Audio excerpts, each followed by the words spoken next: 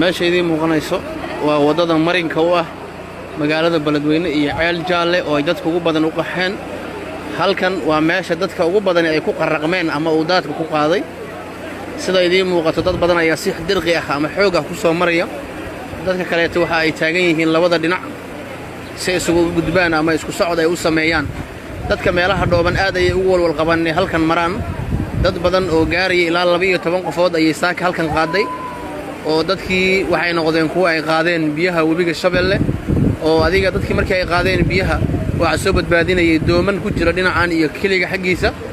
laakiin dadku ayaga marka hore waxay sameeyeen isku day ku aadan inay isu socod sameeyaan ama ay tallaabaan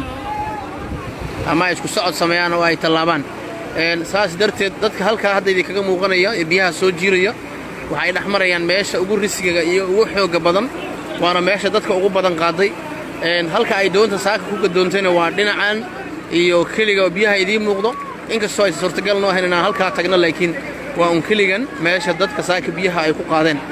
marka laga soo gudbo kiliga halkan dadku ay marayaan waa wadada laamiga ay isku xirtay magaalada Beledweyne iyo Boorta Janta Kundishe. waana laamiga waxa san ay muuqdo. laamiga ayaa sidan marka xaafadihii dadkii deganaan guriyii way qariyeen. tusaale ahaan xaafadahan idin muuqdo waxa ay biyuhu ugu joogaan meel sare. wallahi marka wali waa ugu dhex jirnaa biyihii. dadka meelahan waa meelihii laamiga dadkaas socda waxa ay rabaan inay ka tallaabaan wadadan. waxa wadada isku xirta Janta Kundishe iyo Beledweyne. marka qof waliba dadka ehelkiisa waxay u barakaceen meel ka baxsan magaalada. isagina waxa uu ku haray gurigii ama xaafadii uu joogay. marka taas ayaa marka suurtagal u ahayn qofkii inuu joogo. maamulka deegaanka iyo qaybaha kala duwan ee bulshada ilaa saaka waxa ay ku celcelinayeen dadka inay xaafadooda ku ekaadaan oo aysan soo dhaqaaqin isla markaana aysan qatarta u soo bixin. meeshan hadda shalay waxay ahayd meel iska caadi ah oo dadku ay mari karaan. laakiin saaka waxa ay noqotay meel aad u halis badan oo suurtagal ma noqon karto qofkii inuu si sahlan ku maro. dadka halka tuban ee aad u jeedaan waa dad doonaya inay u gudbaan. waa dad raba inay dhinaca u gudbaan Ceel Jaalle. ani hadda waxaan joogaa dhinaca gudaha magaalada. dhinaca waxaan soo jiraa magaalada marinka la soo gudbaa ayaa aad khatar u ah. marka suurtagal noo noqon mayso anaga iyo qalabkeenina halka ka tallaabno. laakiin waxaan rajaynaynaa inay doonno iman doonto. kulay doontas markay noo imaato ayaan rabnaa inaan gudaha u galno oo aan tagno meeshii saaka ay waxyeelada ka dhacday. hadda dad baa ku dhow oo biyaha qaar baa laga cabsi qabaa biyuhu inay qaadaan. waad u jeedaan meesha halista badan. waa u jeedaan dad ku qarraqman oo ku jiro.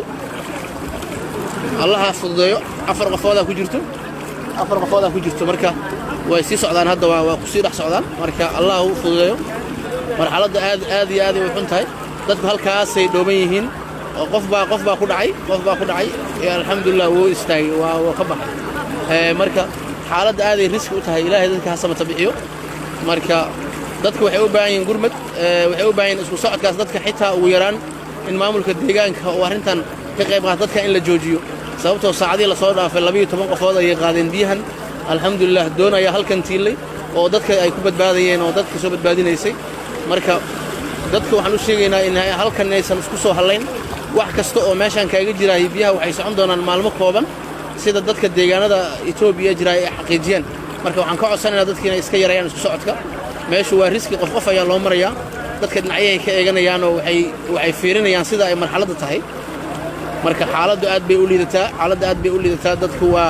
dadku socodka dadka ayaa ugu daran. qasaaraha ugu badan waxa uu ka dhashaa waxyeelaynta isticmaalka wadadan iyo fuulidda cagafta iyo doonta. dadka xaafadaha ku jiray way bad qabaan. biyuhu way guriyahooda iyagoo ku jiray dadku isagala joogaan. kuwa kalena way ka barakaceen oo Ceel Jaalle ayay u qaxeen oo way ku nabad qabaan. halkaas ayaa gurmadi kala duwan loogu fidinayaa. laakiin dhibaatada ugu badan iyo mashaqada waxa ay tahay isku socodka ayaa aad halis u ah. isku socodka dadka ayaa u baahnaa in si loo adeegsado awood ah oo lagu celiyo mar haddii qatarta naftooda ay riski gelayso. marka waxaan hadda joognaa annaga meesha ugu riskiga badan magaalada oo ay waxyeeladu ka soo gaarto dadka shacabka ee ku sugan magaalada Beledweyne. marka dadka halkan jooga wali waxay u muuqdaan ma jirto cid maamul ama ciidan ah oo dadkan sortaag ku sameynaysa. laakiin aad ay arrintaas muhiim ugu ahaan lahayd dadkan in halkan laga celiyo si wax looga qabto dhibaatada meeshan ka jirto. haddii sidan ay sii ahaato maanta dadkuna ay maraan qatarta iyo dhimashada waa ay sii badan kartaa.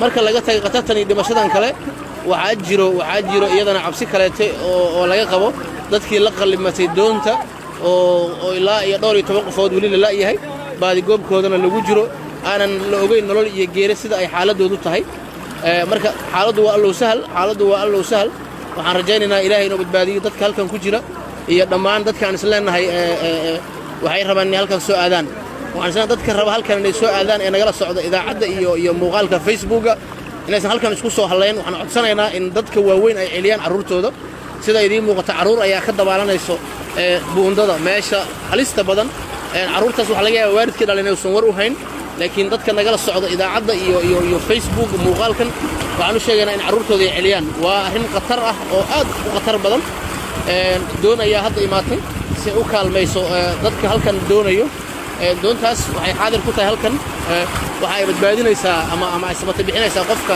uu daadku qaado isku day aan samaynayno si aan uga tallaabno marinkan halista ayaan isku dayaynaa inaan ka tallaabno allah noo fududeeyo xaaladdu aad ay khatar u tahay ustaad waxaa faahfaahin ka bixisaa meesha aad soo martay xaalad caadi ma aha haye salafkii waa iga tegey haye anigana ana dabaal aqaana waxa ku soo gudbisay xaaladdu caadi ahayn haye dhowr mar waxaan damcay in israaciyo webiga haye awoodda awgeediyaha ay qabaan haye marka meeshaan qofaan dabaal aqoonaniyo isku marin haye ummadda laga badbaadiyo haye ciidamada booliiska iyo maamulku waa ka howlgalaan meeshaan dadka laga badbaadiyo toon hala keeno dadku halisa ku jiraan ilaa dhowr iyo qofka raacatay meeshaan xaaladdu caadi ma aha doonta hadda meesha taagan maxay qabanaysaa doontaan waxay raadiyaysaa dad saakii doon la gadoontay haye oo meydkoodii la laayahay iyo noloshoodii intaba haye marka waxaa la doonayaa inay dadku u gurmadaan dadka meeshaan dadka laga celiyo dadkuna ay ka degaan meeshaan ay ka laabtaan gudaha magaalada roon ay ku laabtaan saasaan u tilmaami lahaa laamaha ammaanka ma joogaan oo weli ma joogaan dadka ma celinayaan laamaha ammaanka way joogaan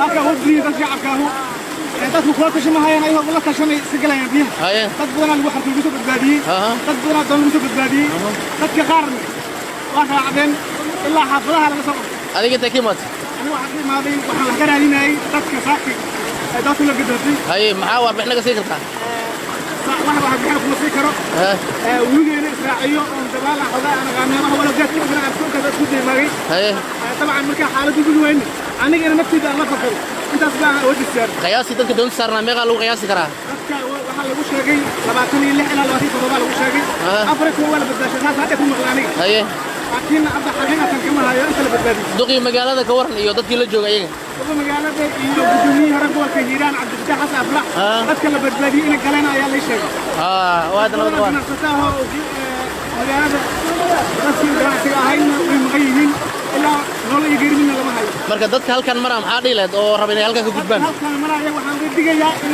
meesha naftooda ku halligin ayaa uga digayaa maadaama khatarta ay jirto khatartu aad u badan aad u maasan tahay waxaa mid ka mid ah dadkii ka soo gudbay dhinaca ceel jaalle kana qayb qaadanaya